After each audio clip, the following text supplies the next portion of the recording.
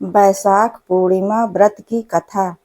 हिंदू धर्म में पूर्णिमा का बहुत महत्व माना जाता है। हिंदू पंचांग के अनुसार साल में कुल 12 पूर्णिमा तिथि पड़ती हैं, जिनमें से एक बैसाख माह की पूर्णिमा जो इस साल 23 मई गुरुवार के दिन पड़ रही है। बैसाख पूर्णिमा के दिन माँ लक्ष्मी और भगवान विष्णु की पूजा की जाती है। ऐसी मान्यता है कि जो व्यक्ति इस दिन घर में सत्यनारायण कथा करवाता है, उसे जीवन में किसी भी मुश्किल का सामना नहीं करना पड़ता और साथ ही उसकी सभी मनोकामनाएं पूर्ण होती हैं। बैसाख पूर्णिमा के दिन दान पुण्य करने का विशेष महत्व है। ऐसा करने से घर में सुख समृद्धि और संपन्नता बनी रहती है। इस दिन भगवान विष्णु और माँ लक्ष्मी की विधि विधान से पूजा की जाती है। इसके लिए शुभ मुहूर्त और पूजा करने की विधि विधान का विशेष ध्यान रखा जाता है। बैसाख पूर्णिमा धार्मिक दृष्टि से बेहद महत्वपूर्ण है। बैसाख पूर्णिमा को यम पूर्णिमा भी कहते हैं।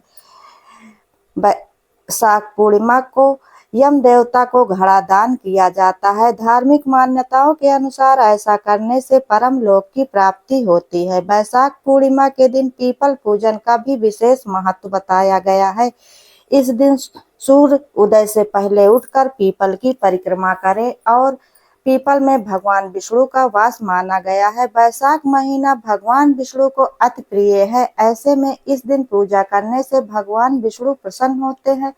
अब चलिए सुनते हैं पूर्णिमा व्रत की कथा। द्वापर युग में एक समय की बात है। मैया यशोदा जी ने भगवान श्री कृष्ण से कहा, कृष्णा, तुम सारे संसार के उत्पन्न कर्ता तथा उनके संहार करता हो। आज कोई ऐसा व्रत मुझे कहो जिसके करने से मृत्युलोक में स्त्रियों को विधवा होने का भय न रहे तथा यह व्रत सभी मनुष्यों की मनोकामनाओं को पूर्ण करने वाला हो। श्री कृष्णा जी कहने लगे, हे माता, तुमने अति सुंदर प्रश्न किया है। मैं तुम्हें ऐसे ही व्रत की सविस्तार कथा कहता हूँ। सौभाग्य प्राप्ति के लिए स्त्रियों को 32 पूर्णमासियों का व्रत करना चाहिए। इस व्रत के करने से स्त्रियों को सौभाग्य संपत्ति मिलती है। यह व्रत अचल सौभाग्य देने वाला एवं भगवान शिव के प्रति मनुष्य की मात्र भक्ति को बढ़ाने वाला है। यशोदा जी कहने लगी, कृष्णा, सर्वप्रथम इस व्रत को मृत्युलोक में किसने किया था, इसके विषय में विस्तार पूर्वक मुझसे कहो। श्री कृष्णा जी कहने लगे कि इस भूमंडल पर एक अत्यंत प्रसिद्ध राजा चंद्रहास अनेक प्रकार के रत्नों से परिपूर्ण टीका नाम की एक नगरी थी। वहां पर धनेश्वर नाम का एक ब्राह्मण रहता था और उसकी स्त्री अति सुशीला रूपवती थी। दोनों ही उस नगरी में बड़े प्रेम के साथ रहते थे। घर में धन धान आदि की कमी नहीं थी। उनको एक बहुत बड़ा दुख था कि उनके कोई संतान नहीं थी। इस दुख से वो अत्यंत दुखी रहते थे। एक समय एक बड़े तपस्वी उसी नगरी में आए। योगी ब्राह्मण के घर को छोड़कर अन्य सभी घरों से भिक्षा लाकर भोजन किया करता था। रूपवती से वह भिक्षा नहीं लिया करता था। उस योगी ने एक दिन रूपवती से भिक्षा न लेकर किसी अन्य घर से भिक्षा लेकर घर गंगा के किनारे जाकर भिक्षार्थ को प्रेम पूर्वक खा रहा था कि धनेश्वर ने योगी का ये सब करते देख लिया और किसी प्रकार से देख लिया। अपनी भिक्षा के अनादर से दुखी होकर धनेश्वर योगी से बोला, महात्मा, आप सब घरों से भिक्षा लेते हैं परंतु मेरे घर की भिक्षा कभी नहीं लेते। इसका कारण क्या है? योगी ने कहा कि निसंतान के घर की भीख पतितों के अन्न के तुल्य होती है और जो पतित है हो जाता है। चूंकि तुम निसंतान हो अतः पतित हो जाने के भय से मैं तुम्हारे घर की भिक्षा नहीं लेता हूँ।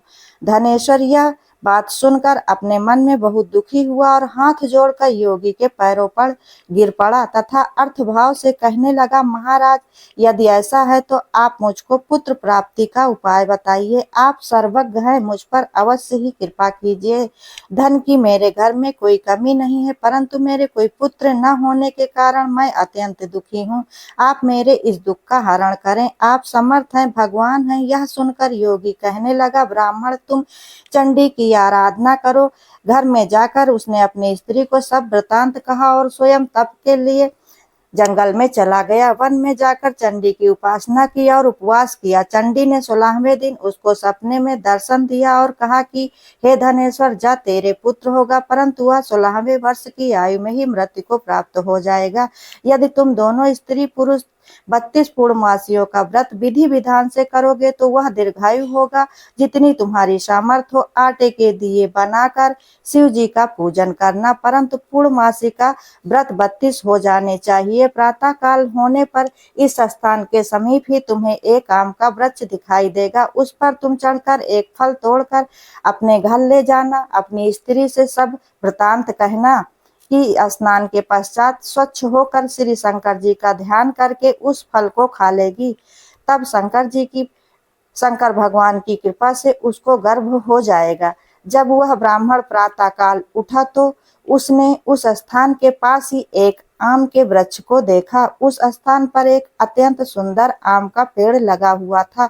उस ब्राह्मण ने उस आम के वृक्ष पर चढ़कर उस फल को तोड़ने का बहुत प्रयत्न किया, परंतु कई बार प्रयत्न करने के बाद भी वो चढ़ न पाया। तब उस ब्राह्मण को बहुत चिंता हुई और वो विघ्न विनाशक श्री गणेश जी की वंदना की करने लगा। दयानिधि अपने भक्तों के दुखों का नाश करके उनका मंगल करने वाले, रिद्धि सिद्धि के देने वाले, आप मुझ पर इतनी कृपा कर दे कि मैं अपने मनोरथ को पूर्ण कर सकूं। इस प्रकार गणेश जी से प्रार्थना करने पर उनकी कृपा से धनेश्वर पेड़ पर चढ़ गया और उसने एक अति सुंदर आम का फल देखा। उसने विचार किया कि जो वरदान से फल मिला था वो यही है और कोई फल दिखाई नहीं देता। उस धनेश्वर ने बढ़कर जल्दी से उस फल को तोड़कर अपनी स्त्री को लाकर दिया और उसकी स्त्री ने अपने पति के कथनानुसार उस फल को खा लिया और वो गर्भवती हो गई। देवी जी की असीम कृपा से उसे एक अत्यंत सुंदर पुत्र प्राप्त हुआ, जिसका नाम उन्होंने देवीदास रखा। माता पिता के हर्ष और शौक के साथ हुआ बालक शुक्ल पक्ष की चंद्रमा के भांति अपने पिता के घर में बढ़ने लगा। भवानी की कृपा से वह बालक बहुत ही सुंदर, सुशील और विद्या पढ़ने में बहुत ही निपुण हो गया। दुर्गा जी की आज्ञा अनुसार उसकी माता ने 32 पूर्णमासी का व्रत करना प्रारंभ कर दिया, जिससे उसका पुत्र बड़ी आयु वाला हो जाए। 16वां वर्ष लगते ही देवीदास के माता पिता को बड़ी चिंता हो गई कि कहीं उनके पुत्र की इस वर्ष मृत्यु न हो जाए। इसलिए उन्होंने अपने मन में विचार किया कि यह दुर्घटना उनके सामने हो गई तो वह कैसे सहन कर सकेंगे। अतः उन्होंने देवीदास के मामा को बुलाकर कहा कि हमारी इच्छा है कि देवीदास 1 वर्ष तक काशी में जाकर विद्या अध्ययन करे और उसको अकेला भी नहीं छोड़ना चाहिए, इसलिए साथ में तुम चले जाओ और 1 वर्ष के पश्चात इसको वापस लौटा लाना। सब प्रबंध करके उसके माता पिता ने काशी जाने के लिए देवीदास को एक घोड़े पर बैठाकर उसके मामा को उसके साथ कर दिया, किंतु यह बात उसके मामा या किसी से नहीं बताई। धनेश्वर ने अपने पुत्र की मंगल कामना तथा दीर्घायु के लिए भगवती दुर्गा की आराधना और पूर्णमासियों का व्रत करना आरंभ कर दिया। इस प्रकार बराबर 32 पूर्णमासियों का व्रत किया। कुछ समय पश्चात एक दिन वह दोनों मामा और भांजा मार्ग में रात्रि बिताने के लिए किसी ग्राम में ठहरे हुए थे। उस दिन उस ग्राम में एक ब्राह्मण की अत्यंत सुंदरी, सुशीला, विदुषी और गुणवती कन्या का विवाह होने वाला था। जिस धर्मशाला के अंदर वर और उसकी बारात ठहरी हुई थी, उसी धर्मशाला में देवीदास और उसके मामा भी ठहरे हुए थे।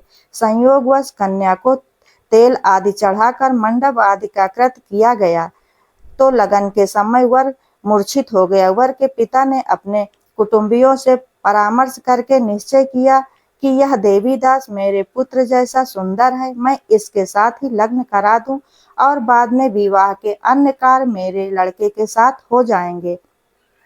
ऐसा सोचकर वह देवीदास के मामा से जाकर बोला कि तुम थोड़ी देर के लिए अपने भांजे को हमें दे दो, जिससे विवाह के लग्न का सब कृत्य सुचारू रूप से हो सके। तब उसका मामा कहने लगा कि जो कुछ भी मधुपर्क और कन्यादान के समय वर को जो कुछ भी धन मिले वह सब हमें दे दिया जाए।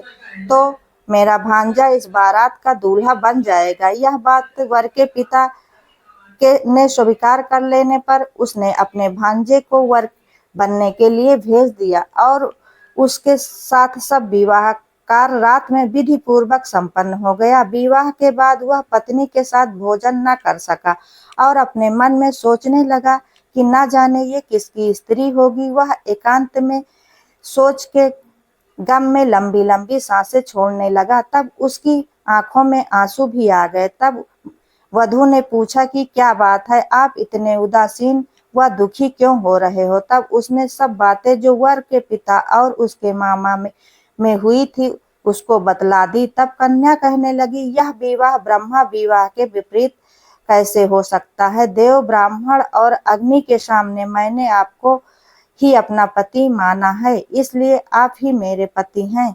मैं आपकी ही पत्नी रहूंगी, किसी अन्य की कदापि नहीं हो सकती।